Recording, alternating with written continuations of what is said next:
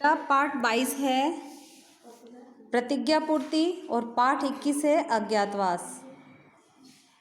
पाठ 21 अज्ञातवास का प्रथम प्रश्न है कि अज्ञातवास के दौरान पांडव किस राज्य में और किस देश में रहे। उत्तर है अज्ञातवास के दौरान पांडव वेश बदलकर मत्स्य देश के राजा विराट के यहाँ चाकरी यानी कि नौकरी करने के बहाने रहने लगे। युधिष्ठिर कंक के नाम से विराट के दरबारी बन गए और राजा के साथ चौपड़ खेलकर दिन बिताने लगे। भीमसेन वल्लभ के नाम से रसोइयों का मुखिया बनकर रहने लगा। अर्जुन स्त्री के वेश में भृन्नला के नाम से रनवास की स्त्रियों खासकर राजा विराट की कन्या उत्तरा और उसकी सहेलियों को नाच गान सिखाने लगा। नकुल ग्रंथिक के नाम से घोड़ों को साधने, उनकी बीमारियों का इलाज करने और उनकी देखभाल करने लगा। सहदेव तंतीपाल के रूप में गाय बैलों की देखभाल करता रहा। द्रौपदी सेरंध्री के नाम से राजा विराट की पत्नी सुदेशना की सेवा करने लगी।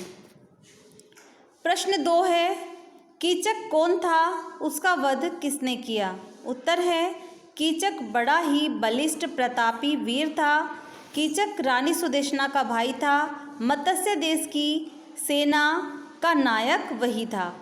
अपने कुल के लोगों को साथ लेकर कीचक ने बूढ़े विराट राज की शक्ति और सत्ता में खूब वृद्धि कर दी थी।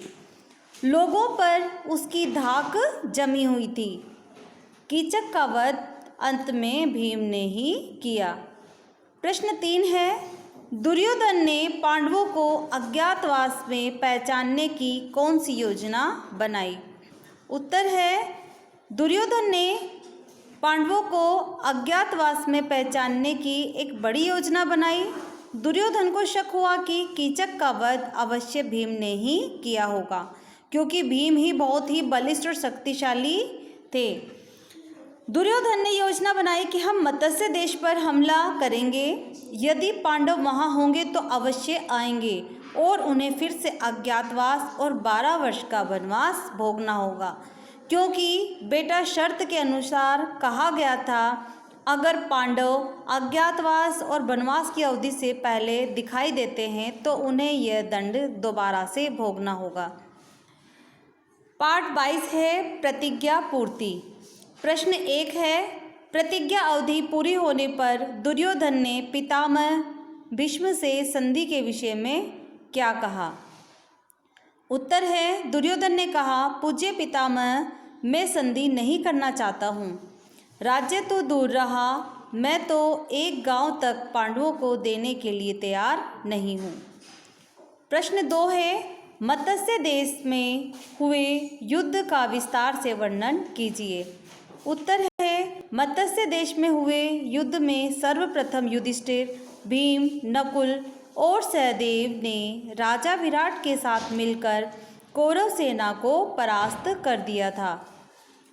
किंतु दूसरी ओर दुर्योधन ने राजा विराट के पुत्र उत्तर को चारों ओर से घेर लिया। उत्तर पूर्व सेना के प्रहार से भयभीत होने लगा। तब उसके साथ ही खड़े अर्जुन ने कहा कि तुम्हें घबराने की आवश्यकता नहीं है, अब युद्ध क्षेत्र में मैं तुम्हारे स्थान पर युद्ध करूंगा। इसके पश्चात अर्जुन ने भृन्नला के रूप में युद्ध के मैदान में धनुष की टंकार की और शंख की ध्वनि से कौरव सेना को भयभीत कर दिया। कौरव सेना के सभी महारथियों को घायल कर मैदान छोड़ने के लिए विवश कर दिया। अंत में विजय का परचम भी लहराया। बेटा आपको याद रखना होगा कि महाराज विराट जो थे उनके पुत्र का नाम उत्तर और पुत्री का नाम उत्तरा था। प्रश्न 3 है कृपाचार्य के भांजे का क्या नाम था।